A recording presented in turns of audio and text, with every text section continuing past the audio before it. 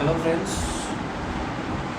So this is your second lecture. ये आपका second lecture है और आज के लेक्चर में हम लोग बात करेंगे और आगे जाएंगे और रेसिडेंशियल स्टेटस के बारे में बात करेंगे।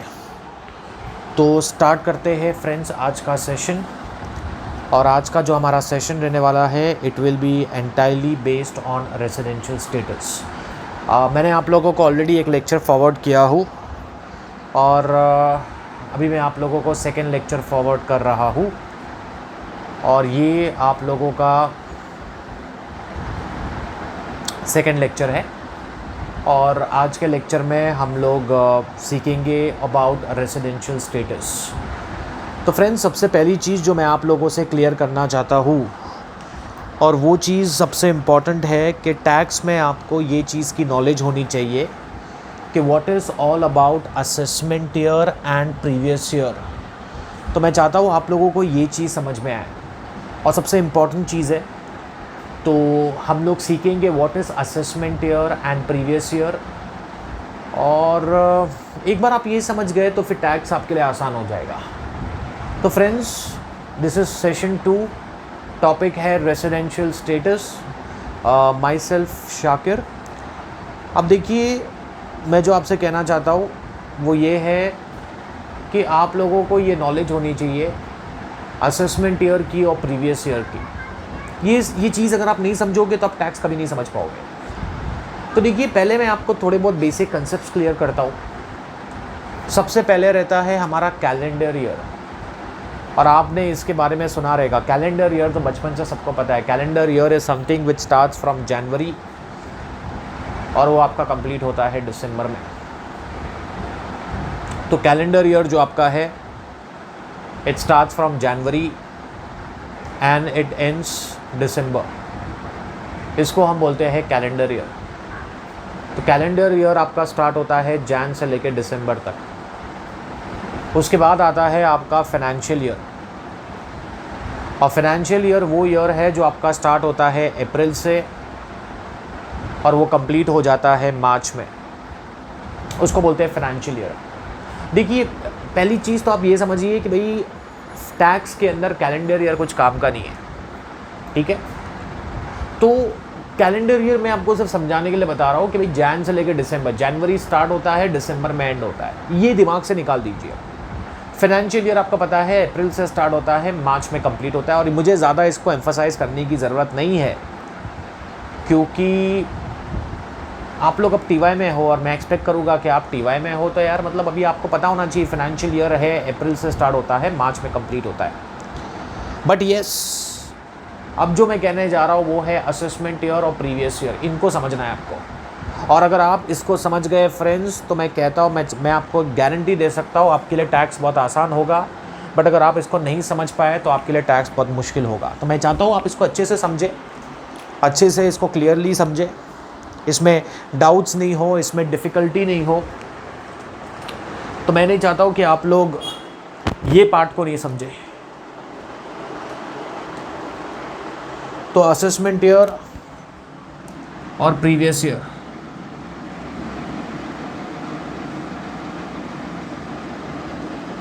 तो देखिए असेसमेंट ईयर और प्रीवियस ईयर। कैलेंडर ईयर आपको पता है friends, that is very clear.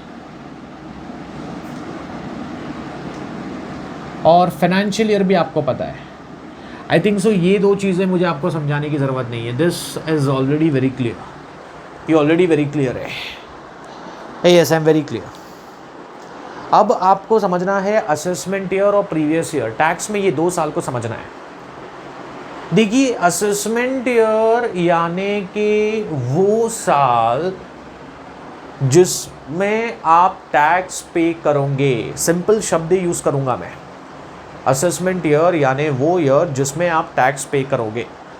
किसका टैक्स पे करोगे? प्रीवियस ईयर का। तो फ्रेंड्स, असेसमेंट ईयर यानी कि वो ईयर जिसमें आप टैक्स पे करोगे। और कौन से साल का आप टैक्स पे करोगे? प्रीवियस ईयर का आप टैक्स पे करोगे। तो फ्रेंड्स, असेसमेंट ईयर यानी कि वो ईयर जिसमें आप टैक्स पे करोगे। और कौन से साल का आप टैक्स पे करोगे? प्रीवियस ईयर का आप टैक्स पे करोगे। सिंपल। तो that is all about assessment year and previous year. तो सबसे पहले है कैलेंडर ईयर, वो फाड़ के फेंक दीजिए, कैलेंडर ईयर कुछ काम का नहीं है। फाइनेंशियल ईयर आपको पता है अप्रैल से लेके मार्च तक है। असेसमेंट ईयर यानी वो ईयर जिसमें आप टैक्स पे करोगे। बार बार मैं रिपीट कर रहा हूँ, किसका? प्रीवियस ईयर का। मतलब पूरे टैक्स में मैं प्रीवियस ईयर की बात करने वाला हूँ, जिसका हम लोग टैक्स पे करने वाले हैं। Previous year, previous year, previous year. Sir काम की बात है। सर कैसा मालूम पड़ेगा असेसमेंट ईयर है कि प्रीवियस ईयर है? For your kind information. Sir कैसे मालूम पड़ेगा हमें? काम की बात बताइए आप। देखिए आज की डेट जो है, मैं आज जो लेक्चर रिकॉर्ड कर रहा हूँ, आज की डेट है 16 अक्टूबर। आज की डेट है 16 अक्टूबर। तो आपको समझना है कि ये जो 16 अक्टूबर जो है, ये आज की डेट है जब मैं लेक्चर आपका रिकॉर्ड कर रहा हूँ। ठीक है, आज की डेट 16 अक्टूबर है। पता नहीं आपको लेक्चर जब मिलेगा तो वो दिन अलग डेट होगी, बट आज जो मैं लेक्चर रिकॉर्ड कर रहा हूँ 16 अक्टूबर है। आपको मिलेगा 20-25, जब भी जो अक्टूबर को मिलेगा आपको लेक्चर सर फॉरवर्ड करेंगे। तो फ्रेंड्स अभी आज की डेट है 16 अक्टूबर। तो ये कौन से साल में आती है? इधर स्टार्टिंग इधर एंड। और हम लोग हर बार कौन सा साल लेते हैं? फाइनेंशियल। मैंने बोला था कैलेंडर ईयर को दिमाग से फाड़ के फेंक दो। तो start will be always 1 April and and will always be 31 मार्च। तो फ्रेंड्स ये कौन से डेट में आती है, कौन से साल में आती है? 1 अप्रैल 2020 में आती है और 31 मार्च 2021 में आती है। सर कैसे मालूम पड़ा? देखिए आज की डेट लिखिए, टाइमलाइन बनाइए फ्रेंड, जैसे मैं बोर्ड पे बनाया हूँ। आप देख रहे हो बोर्ड पे मैंने जैसा टाइमलाइन बनाया हो, आप देख रहे हो जैसे मैंने बोर्ड पे टाइमलाइन बनाया हो। और टाइमलाइन से आपको समझ में आ जाएगा, टाइमलाइन से आपको समझ में आ जाएगा। आज की डेट है 16 अक्टूबर और ये 16 अक्टूबर आपकी ये साल के बीच में आती है। देखिए स्टार्टिंग हर बार 1 अप्रैल रहेगा, एंड हर बार 31 मार्च रहेगा। इसमें कंफ्यूजन नहीं होना चाहिए। फर्स्ट क्या है? 16 अक्टूबर, मतलब ये कौन सा साल है? 2020 है ना। तो 2020 ये अप्रैल के बाद, देखिए ये अप्रैल के बाद है ना, तो ये कौन सा है? 2020। तो ये 2020। और फिर ये अगर 2020 है 1 अप्रैल 2020 तो 31 मार्च 2021। तो तुम्हारा असेसमेंट ईयर है 2020 और 21। समझ जाइए इसको। तो सर अगर असेसमेंट ईयर 21-22 है तो प्रीवियस ईयर क्या रहेगा? प्रीवियस ईयर इसका एक साल पहले यानी कि 19-20। फ्रेंड्स एक चीज मैं आपसे क्लियर करना चाहता हूं, एक बार आप लोगों को असेसमेंट ईयर समझ में आ गया, प्रीवियस ईयर खुद ब खुद आ जाएगा। बहुत बड़ी चीज की मैंने आपसे, असेसमेंट ईयर निकालने आ गया, प्रीवियस ईयर उसका इमीडिएटली एक साल पहले। समझ में आ रहा है आप लोगों को? देखिए फ्रेंड्स टैक्स में 2 साल इंपॉर्टेंट है। 1 is your assessment year and 1 is your previous year. ये 2 साल आपको समझना है, assessment year and previous year. ये 2 साल को अगर आप समझ गए तो आप टैक्स को समझ गए।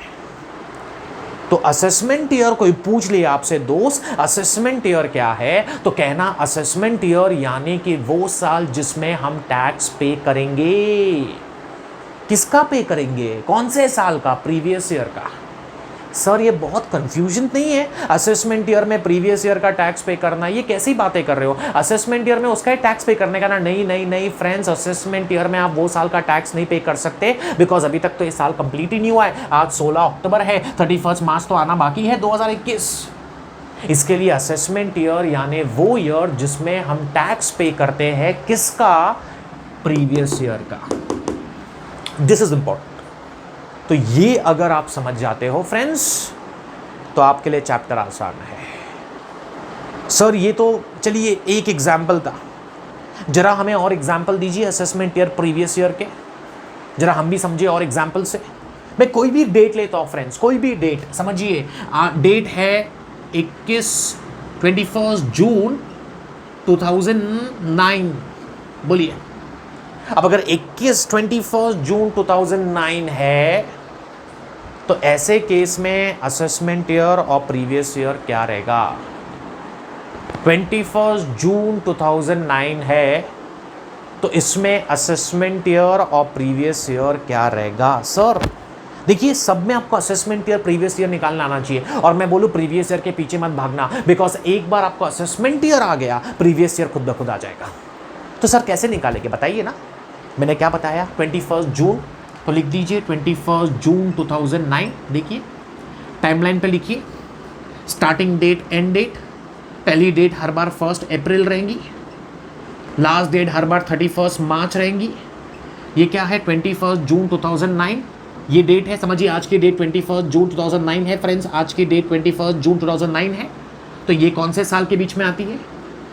9 है, तो 9 2009, और 9 अगर इधर है तो इधर क्या आएगा 2010, मतलब तुम्हारा असेसमेंट ईयर क्या है 2009-10। तो अगर असेसमेंट ईयर 9-10 है तो प्रीवियस ईयर क्या रहेगा 8-9। सिंपल सिंपल, प्रीवियस ईयर तो खुद ब खुद आ जाएगा, आपको प्रीवियस ईयर के पीछे भागना ही नहीं है, आपको प्रीवियस ईयर के पीछे भागना ही नहीं। असेसमेंट ईयर आ गया तो प्रीवियस ईयर हर बार आ जाएगा। समझ में आ रहा है आप लोग को फ्रेंड्स? क्लियर है? असेसमेंट ईयर यानी वो ईयर जिसमें आप टैक्स पे करोगे। सर किसका टैक्स पे करोगे? सर हम लोग असेसमेंट ईयर में टैक्स पे करेंगे। किसका टैक्स पे करेंगे? प्रीवियस ईयर का टैक्स पे करेंगे। क्लियर है? Everyone clear? तो ये चीज़ है। सर ज़रा एग्जाम्पल दे दो, और मैं भी आपको डिफ़िकल्ट एग्जाम्पल्स दूंगा, आप आसान एग्जाम्पल समझ रहे हो। 2 एग्जाम्पल्स और मैं ही सॉल्व करूंगा। समझिए डेट है 14 फेब 2009। 9 क्यों पकड़ू भाई, अभी 9 लिया था ना। चलिए 14 फेब 1996। सर इसमें असेसमेंट ईयर प्रीवियस ईयर क्या रहेगा? समझना friends, don't be oh smart कि भाई आता है। 14 फेब 1996 टाइमलाइन बना दीजिए। ये बन गई टाइमलाइन। पहला रहेगा आपका अप्रैल, 1 अप्रैल, और लास्ट में रहेगा आपका 31 मार्च। पहला रहेगा आपका अप्रैल और लास्ट में रहेगा आपका 31 मार्च। अप्रैल शुरुआत है, मार्च अंत है। अप्रैल शुरुआत है, मार्च अंत है। अब कैसे करें इसको फ्रेंड्स? इसको समझने की कोशिश कीजिए। अब ये डेट देखिए 1 फेब 14 फेब 1996।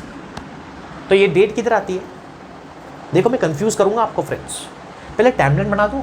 ये अप्रैल, ये मई, ये जून, ये जुलाई, ये अगस्त, ये सितंबर, ये अक्टूबर, ये नवंबर, ये दिसंबर, ये जैन, और ये फेब, और ये मार्च। आपकी 14 फेब यहाँ पे आती है, तो आपका साल क्या रहेगा? ये जैन फेब मार्च का इधर है, तो आपका फेब इधर नहीं। देखिए फेब दिसंबर के बाद है, तो ये फेब आपका इधर है, तो 31 मार्च पे कभी कंप्लीट होगा? 31 मार्च 1996 में कंप्लीट होगा। तो स्टार्टिंग क्या होगा? 1995। देखिए घुमाया मैंने, इधर डिफिकल्टी किया मैंने, डिफिकल्टी क्रिएट किया हो, तो आपका असेसमेंट ईयर क्या हो गया? असेसमेंट ईयर हो गया 1995-96। अगर असेसमेंट ईयर 95-96 है तो प्रीवियस ईयर उसका पहले 1994-1995। प्रीवियस ईयर उसका इमीडिएटली 1 साल पहले है।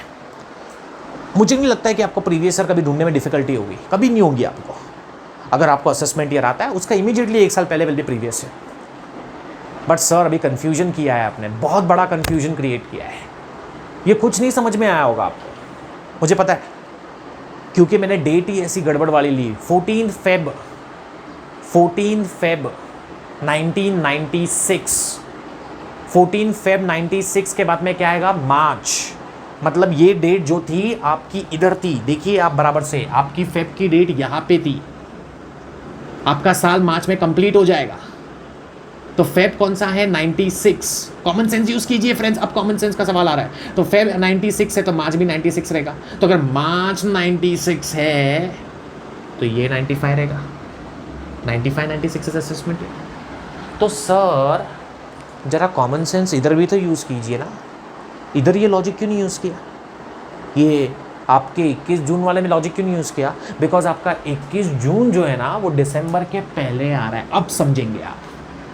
अप्रैल, मई, ये जून, जुलाई, अगस्त, सितंबर, अक्टूबर, नवंबर, दिसंबर, जैन, फेब, मार्च। तो अगर तुम्हारा जून पहले है, दिसंबर से पहले है, तो जून के पहले जून 9 है, तो उसके पहले मई 9, उसके पहले अप्रैल 9। देखिए मेरे हाथ को देखिए, तो अगर अप्रैल 9 है तो मार्च 10 होगा। असेसमेंट ईयर सीख गए ना फ्रेंड्स निकालने को, तो प्रीवियस ईयर आपको फ्री में मिलेगा, क्योंकि वो तो आप निकाल पाओगे। अब देखिए मैं आपको और एग्जांपल्स दे रहा हूँ। मैं नहीं चाहता हूँ कि आप लोग ये टॉपिक में कंफ्यूजन क्रिएट करें और टैक्स को एक डिफ़िकल्ट सब्जेक्ट बोले। मैं आपको 3 एग्जांपल्स दूंगा, क्योंकि मेरा आज का लेक्चर जो है, सच कह रहा हूँ मैं फ्रेंड्स आपसे, मुझे ज़्यादा आपको नहीं ये लेक्चर में कवर अप करना है, मुझे सिर्फ आपका असेसमेंट ईयर और प्रीवियस ईयर क्लियर करना है। क्यों? क्योंकि हर सम में काम आने वाला है आज के लेक्चर के बाद से लेकर मेरे लास्ट लेक्चर तक। तो मैं चाहता हूँ कि आप लोग असेसमेंट ईयर प्रीवियस ईयर को समझें। असेसमेंट ईयर और प्रीवियस ईयर, ये देखिए असेसमेंट ईयर और प्रीवियस ईयर। अब इसको अच्छे से सीख लो फ्रेंड्स, 3 एग्जाम्पल से समझ लो इसको। अगर आप समझ गए तो मैं कहूँगा आपको कि आप ये टॉपिक को समझ गए। मैं एक एग्जाम्पल दे रहा हूँ।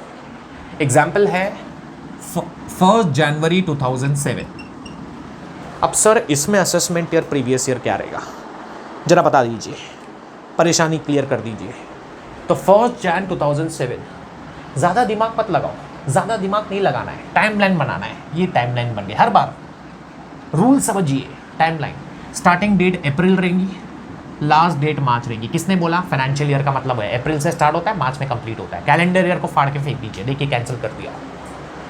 तुम्हारा जैन है ना, जैन इधर आता है, फेब इधर आता है, फिर मार्च आता है, अप्रैल मई जून जुलाई अगस्त सितंबर अक्टूबर नवंबर दिसंबर। तुम्हारा जैन है ना, तो जैन क्या है? 7 जैन 2007, फिर फेब 2007, फिर मार्च 2007। तो अगर मार्च 2007 है तो ये अप्रैल क्या रहेगा? 2006। तो तुम्हारा असेसमेंट ईयर है 6-7, तो तुम्हारा प्रीवियस ईयर उसका 1 साल पहले, which will be 5-6। Previous year तो बहुत ईजी, उसका इमीडिएटली 1 साल पहले। समझा? अब थोड़ा समझा रहेगा 100%। ठीक है सर, एक और एग्जाम्पल प्लीज़, एक और एग्जाम्पल करेंगे। पूरा बोर्ड है मेरे पास, टेंशन मत लीजिए, आपके लिए बहुत एग्जाम्पल्स कराने वाले हैं। सर एक लास्ट एग्जाम्पल समझिए, डेट है 25 मई 2018। अब इधर बोलिए, लाइन बना दीजिए पहले, फर्स्ट स्टेप लाइन बना दीजिए, फर्स्ट स्टेप लाइन बना दीजिए। स्टार्टिंग में लिखिए अप्रैल, लास्ट में लिखिए मार्च। स्टेप नंबर 2, स्टार्टिंग में अप्रैल, लास्ट में मार्च। तुम्हारा क्या है? मई है, तो मई है, ये मई है ना, 5 मतलब मई ना भाई, इतना तो कॉमन सेंस आता ना। अप्रैल मई जून जुलाई, अब मई आपका 5वां महीना है। Jan Feb March April May, May the 5th month. तो मई अगर तुम्हारा 18 है तो अप्रैल भी तो 18 रहेगा। तो अगर अप्रैल 18 है तो मार्च 19 रहेगा। तो असेसमेंट ईयर इज 18-19, और अगर असेसमेंट ईयर 18-19 है तो प्रीवियस ईयर उसका 1 साल पहले 17-18। अब आप सीख गए 100%। अभी आप सीख गए, और अगर आप अभी भी नहीं सीखे हो तो फिर रिवाइंड कीजिए पीछे और सीखिए, बिकॉज सफिशिएंट एग्जांपल्स दे दिया। आई हैव गिवन यू, पूरा बोर्ड भर के मैंने आपको एग्जांपल्स दिया, पूरा बोर्ड भर के। तो फ्रेंड्स आप लोगों को assessment year previous year clear है, ये मैं एक्सपेक्ट कर सकता हूँ अभी। तो सर अब जो बोल रहा हूँ बराबर से सुनना। अभी मैं आपको समझाने वाला हूँ कुछ टर्म्स। सबसे पहले इनकम का टर्म, एसएससी का मतलब क्या है, असेसमेंट ईयर का मतलब, असेसमेंट का मतलब क्या है, असेसमेंट ईयर का मतलब क्या है, प्रीवियस ईयर का मतलब क्या है, इनकम का मतलब क्या है, और पर्सन का मतलब क्या है। ये आपके बेसिक कंसेप्ट्स हैं फ्रेंड्स, पहला चैप्टर।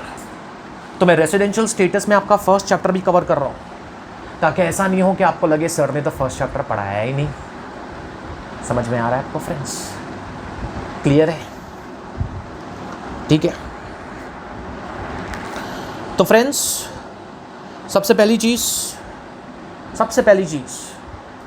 हम लोग जिस साल में टैक्स पे करते हैं उसको बोलते हैं असेसमेंट ईयर, और जिस साल का टैक्स पे किया जाता है उसको बोलते हैं previous year. I am very clear, बहुत बार रिपीट हो गया। अब जो मैं कह रहा हूँ सुनना, पूरे टैक्स में आपका असेसमेंट ईयर रहेगा 20-21, और आपका प्रीवियस ईयर रहेगा 19-20। नहीं समझ में आता है, दिमाग में फिट कर दो। असेसमेंट ईयर हर सम में लिखना है 20-21, प्रीवियस ईयर में 19-20। सर क्यों सर? लॉजिक, हम लोग कौन से साल में अभी आप लोग TY में हो, जो भी स्टैंडर्ड में हो, इर्रेलेवेंट। आप लोग कौन से साल में हो मुझे बताइए। आप लोग एडमिशन लिए हो कौन से साल में हो, कैलेंडर ईयर मत बोलना, फाड़ के फेंक दो उसको।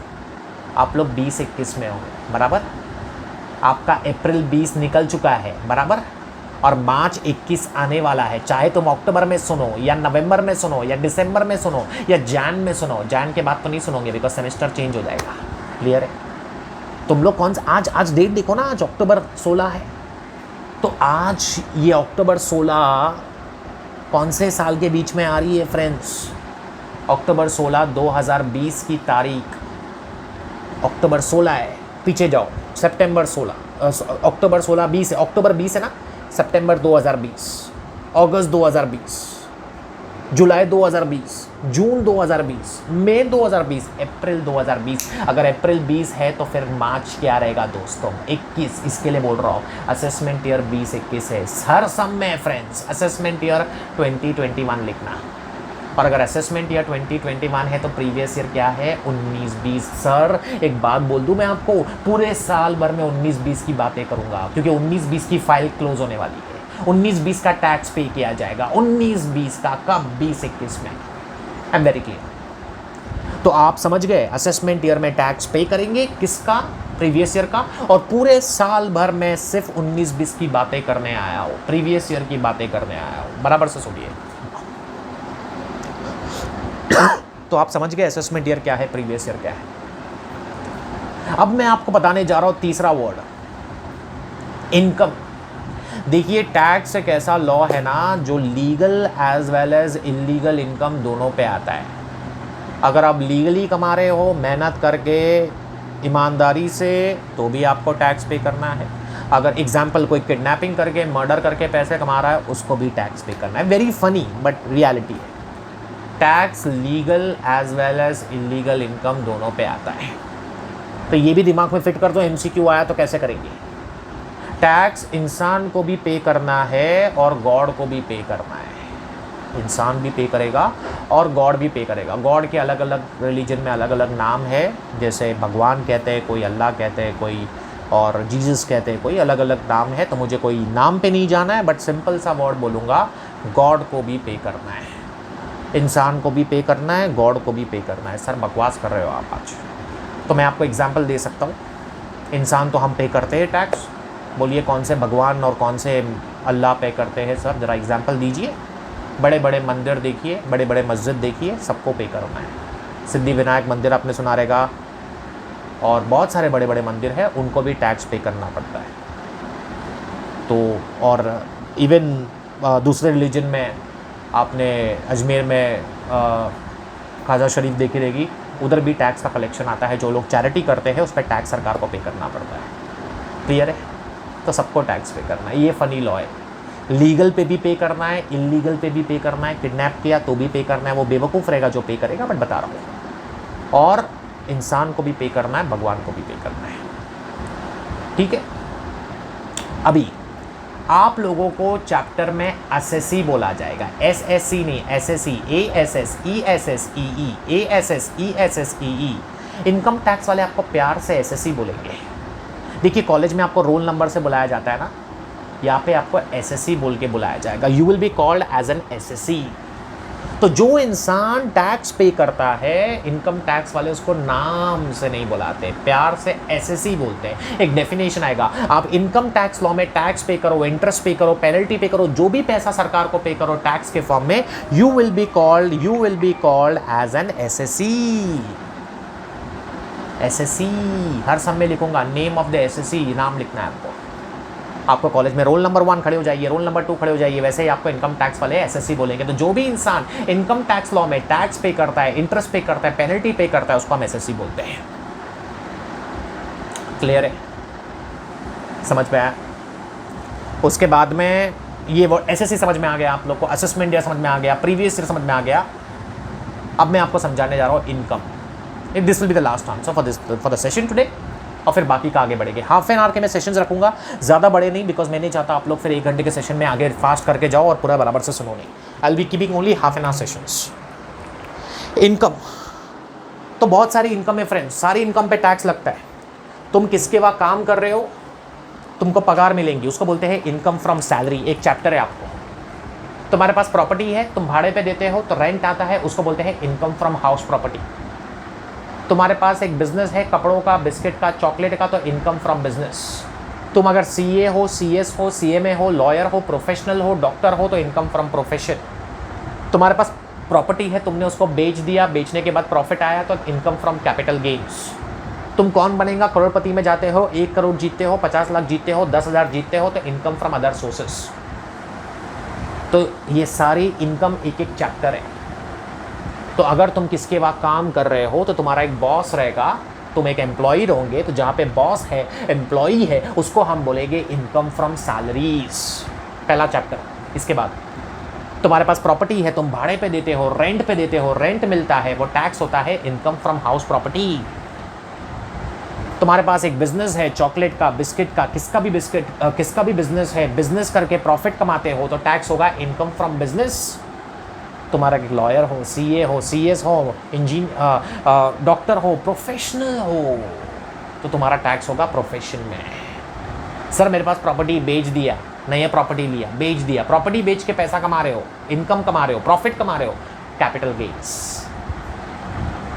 और सर मेरे पास ना प्रॉपर्टी है ना घर है, बट मैं बेटिंग करता हूँ, गैम्बलिंग करता हूँ, वो क्या बोलते हैं, जुआ खेलता हूँ या बेटिंग करता हूँ, घोड़े पे पैसा लगाता हूँ, हॉर्स ट्रेडिंग करता हूँ, या कौन बनेगा करोड़पति में अमिताभ बच्चन के सामने 1 लाख जीत के आता हूँ। अदर सोर्सेस जो कहा नहीं जाएगा वो अदर सोर्सेस में जाएगा। एक और चीज़ सुन लो, कोई इनकम नहीं बचेंगी, सब टैक्स होंगी, सब टैक्स होंगी। क्लियर है? एम्प्लॉय किसके वहाँ काम कर रहे हो, सैलरी। प्रॉपर्टी है, हाउस प्रॉपर्टी। बिजनेस है, बिजनेस। प्रोफेशनल हो, प्रोफेशन। प्रॉपर्टी बेच के कमाते हो, कैपिटल गेन्स। और जो कोई अलग जगह से कमा रहे हो, विनिंग करके, बैटिंग करके, ना वो तुम्हारा बॉस है, अमिताभ बच्चन ना तुम्हारा बॉस है, अमिताभ बच्चन ना तुम्हारी प्रॉपर्टी है, अमिताभ बच्चन को ना तुम बेच रहे हो, अमिताभ बच्चन ना तुम्हारा बिजनेस है, अमिताभ बच्चन ना तुम्हारा प्रोफेशन है, केबीसी, ये कुछ भी नहीं है, ना तुम्हारा बॉस है, ये तो सैलरी नहीं आएगा, ना तुम्हारी प्रॉपर्टी है, हाउस प्रॉपर्टी भी नहीं आएगा, ना तुमने इसको बेचा तो कैपिटल गेन भी नहीं आएगा, ना तुम्हारा बिजनेस है तो बिजनेस भी नहीं आएगा, ना तुम्हारा प्रोफेशन है वो भी नहीं आएगा। तो कहाँ जाएगा? जो किधर नहीं जाएगा वो जाएगा तुम्हारा अदर सोर्सेस में।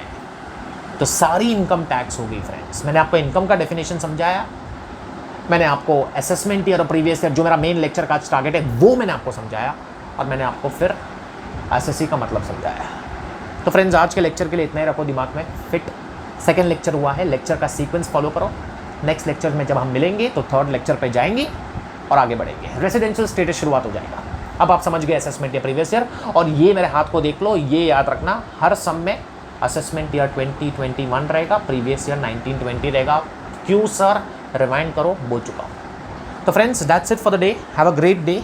आगे बढ़ते हैं, आगे सेशंस को लेके जाएंगे। आज का सेशन सिर्फ यहाँ पे ही क्लोज करेंगे, और जब हम नेक्स्ट सेशन में मिलेंगे तो हम सीखेंगे what is all about person. उसके बाद अच्छा पर्सन भी समझ लो फ्रेंड्स, पर्सन मतलब सबको टैक्स पे करना है, इंडिविजुअल को भी पे करना है, मेरे को, ह्यूमन बीइंग को, HUF हिंदू अनडिवाइडेड फैमिली को भी पे करना है, कर्ता को भी पे करना है, पार्टनरशिप को भी पे करना है, तुम सोसाइटी में रहते हो ना, कोऑपरेटिव सोसाइटी को भी पे करना है, गॉड जो है ना उनको भी पे करना है। समझ में आ रहा है? एसोसिएशन ऑफ पर्सन, सबको पे करना है फ्रेंड्स। सिंपल शब्दों में बोलूँ, सबको पे करना है, कोई नहीं बचेगा। सर हम लोग सोसाइटी में रहते हैं, सोसाइटी को भी पे करना पड़ता है, बिकॉज सोसाइटी को इंसान बोला गया, artificial legal person. Sole proprietor को भी पे करना है, पार्टनरशिप में भी पे करना है, हिंदू अनडिवाइडेड फैमिली को बिलोंग करते हो उनको भी पे करना है, सबको पे करना है। तो पर्सन मतलब सबको टैक्स पे करना है, कोई बचेगा नहीं। तो I think so I am very clear with the session today. First session मेरा आज का कंप्लीट हुआ, तो सेशन नंबर 2 था ये। नेक्स्ट सेशन में जब हम मिलेंगे तो आगे बढ़ेंगे और फिर हम लोग उसको कवर अप करेंगे। तो have a great day friends, मिलते हैं नेक्स्ट लेक्चर में। जब तक आप असेसमेंट या प्रीवियस ईयर को दिमाग में फिट कर दो ताकि आपके लिए आसानी हो। चलिए then, have a great day ahead friends.